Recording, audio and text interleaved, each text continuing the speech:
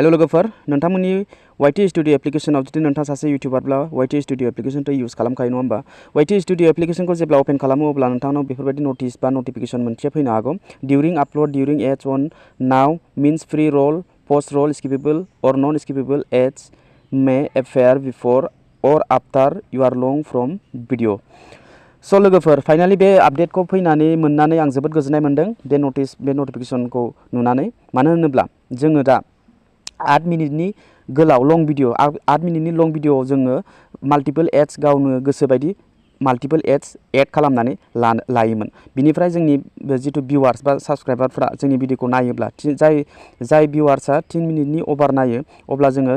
बे गेजेर गेजेर गावनि गोसोबायदि एड्सखौ जोङो होना लायोमोन जेनेबा 8 मिनिटनि गोजौनि भिडिअआव बा 8 मिनिटनि भिडिअआव जोङो मोनथाम मोनब्रै एड्स होलाबायोमोन जानला मानला सिलेक्ट खालामनानै होलाबायोमोन माने 2 मिनिट बा 3 मिनिटनि गेजेराव मोनसे बा 4 मिनिटनि गेजेराव मोनसे बा 5 मिनिटनि गेजेराव मोनसे बिदिनो जानला मानला होलाबायोमोन ओमफ्राय भिउआर्सफोरा जेब्ला नायबाय थानाय समाव एड्स फैना होयो गेजेराव साडेनलि ओमफ्राय बे एड्स फैबाथाय बोरिं मोननानै नायनो बानानै बिथांमोना भिडिअखौ स्किप खालामनानै बेलेगाव थाङो बा नोंथांनि भिडिअखौ नाया दोनथ'नाय जायो माने एड्सनि थाखाय नेथ'बाय थानो गोनां जाहैयो बेनि थाखायनो दा यूट्यूबा मा खालामदों गावनो अट'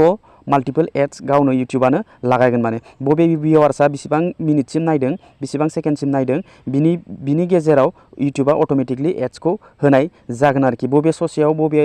ससेयाव नोंथांनि एड्सखौ लागायनांगौ यूट्यूबा अट'मेटिकलि गावनो अट' सेलेक्ट खालामनानै माल्टिपल एड्सखौ लागायनानै होगोन आरो 8 मिनिटनि गोजौनि भिडिअआव स' लोगोफोर जोङो गावनो दा निजानो माल्टिपल एड्स लागायनो गोनां दरखार गैया 8 मिनिटनि गोजौनि भिडिअआव अट'मेटिकलि यूट्यूबा मोनबेसे एड्स लागायनांगौ बेसेबां होनांगौ बेसेबां माने भिउआर्सफोरा माबायदि इन्टारेस्ट बेफोरबायदिनो माने बे एड्सखौ अट'मेटिकलि सेलेक्ट खालामनानै होनाय जागोन स' बे आपडेटआ जोबोद मोजां लोगोफोर नोंथांनाव बिदि दङब्ला जेबो नङा बेखौ डिसमिस खालामनानै हो बे अट' माल्टिपल एड्सनि थाखायसो बे नटिसआ फैनाय जादों अके बेयाव जेबो नोंथांमोना टेनसन लानो गोनां गैया जोबोद मोजांनि बाथ्रा नोंथांनि चेनेला मनेटाइज जादोंब्ला बेफोरबायदि नटिफिकेशन फैनो हागौ अके लोगोफोर अब्ला बे भिडिअआ बेखिनियावनो लोगोफोर भिडिअखौ मोजां मोनोबा लाइक खालाम चेनेलखौ साबस्क्राइब खालामनानै बेलनि अल नटिफिकेशनखौ अन खालामनानै जाहाथे बेफोरबायदि इनफरमेटिभ भिडिअ नोंथांमोना नुबाय थानो मोनो अब्ला लोगो मोनगोन next video tata bye bye and take care.